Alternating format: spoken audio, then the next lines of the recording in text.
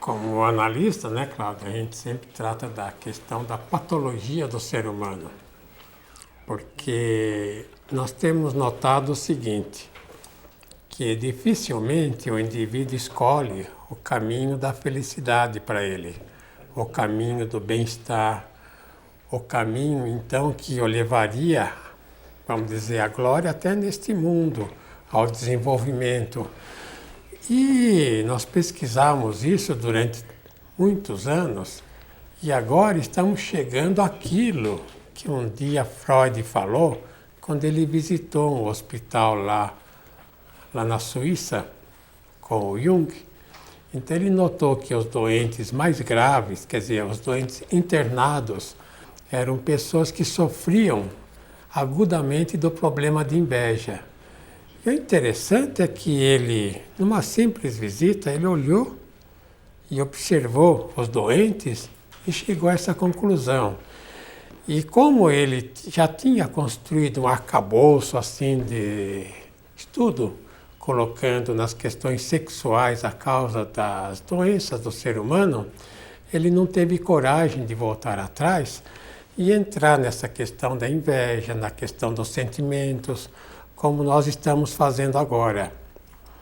Então, eu estou dizendo o seguinte, que em nossa orientação, nós estamos verificando também que a inveja é, como Freud falou, a problemática principal, não só nos doentes mentais, como também em qualquer pessoa, nas pessoas aqui presentes, no próprio Ivair, que está aqui assistindo o programa, dirigindo a parte técnica. E também aí os telespectadores devem perceber que a inveja é o problema principal do ser humano. Eu gostaria até de dar um exemplo, Cláudia, de uma pessoa que tinha um emprego bom, ganhava bem, o casamento não era aquela maravilha. Mas, de qualquer maneira, o marido tratava bem. E essa pessoa, um dia, abandonou tudo. Encontrou um rapaz, que aliás bebia, rapaz doente, até assim com problema mental, mais ou menos agudo. Então, ele abandonou o casamento, abandonou o emprego, abandonou os amigos e trocou tudo para viver com um homem que agora vive embriagado, preguiçoso, vive às custas dela, até violento, ameaça fisicamente e é, além de tudo, economicamente dependente dela. Então, ela que tem que trabalhar para ele. Então, Cláudia, a gente pergunta, mas o que acontece com o ser humano? Às vezes, não é que ela fosse uma pessoa milionária, rica, uma pessoa que tivesse tudo. Mas o que acontece com uma pessoa assim, que de repente, tendo uma vida mais ou menos e podendo melhorar muito, abandona tudo e escolhe uma vida tão terrível? Isso Freud chamaria de instinto de morte, não, Dr. Kepper? É, o instinto de morte baseado então na questão da inveja. Também uma advogada, né, Cláudia? Ela ganhava bem, viajava para o exterior, tinha muitos amigos e tinha uma vida mais ou menos equilibrada, tranquila. Em vez dela continuar nesse tipo de existência, ela de repente abandonou tudo. Agora ela se mata de dar aulas aí numa faculdade, e ganhando pouco, e a própria faculdade pode se fechar de uma hora para outra. E também é uma pessoa que alugou um escritório, vive isolada. Então, mas eu estou pensando, né?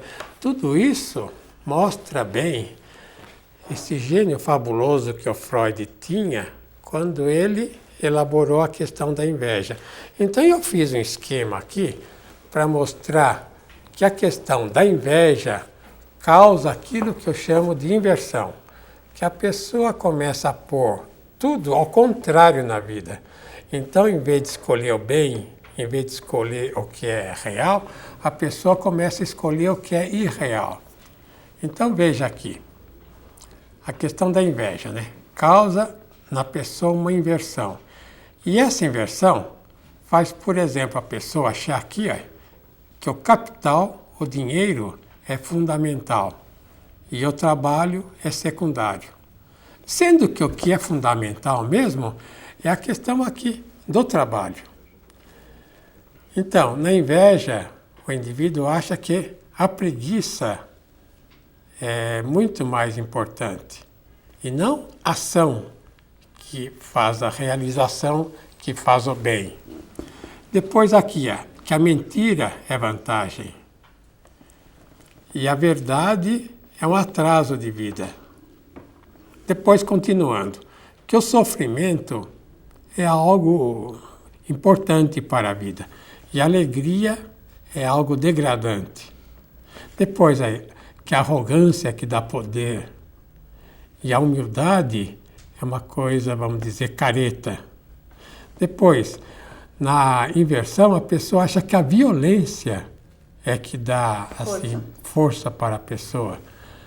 E a brandura seria uma fraqueza. E continuando, né? O egoísmo aí daria para a pessoa assim, um desenvolvimento muito grande. E o afeto aqui do outro lado daria, então, uma desvantagem muito grande. Ou então, achando que é no poder que a pessoa consegue todo o bem da vida. Que o poderoso é que dá as coisas. E o povo é que recebe. E não que o povo é que dá o que o poder tem. O povo é que faz com o trabalho o que é mais importante para o poder. Depois aqui que o artificial é o principal e não a natureza que cria tudo, coloca a natureza como supérflua. Que o corpo, né, é a base e não o espírito, quer dizer, a parte psicológica é mais importante. Então eu fiz esse esquema baseado então nessa inversão para esclarecer como o mundo está assim, ao contrário, upside down, né, como fala o inglês. Você nota, Cláudia, que tem muitas famílias, por exemplo, uma família bem, né? Como fala naquele ditado, né? Pai rico, filho nobre e neto pobre. Então a família tem todos os recursos para viver bem, como eu conheci aí um usineiro, e de repente o pai faleceu. E os filhos, no espaço de 10 anos, jogaram tudo fora. Eles gastavam mais do que podiam. Viviam vida de milionários e não eram mais. Então, chegaram ao ponto de fazer um teatro na usina, imitando a Scala de Milão, e trazendo inclusive artistas da Europa para representar óperas. E fizeram até uma casa, imitando aquela casa de E o Vento Levou, da Scarlett O'Hara. E depois de 10 anos, a família não tinha mais nada. Então, como mostrei aqui, eles puseram o capital como fundamental e não o trabalho, né? E a ação como ruim, e não a preguiça, que seria maléfica.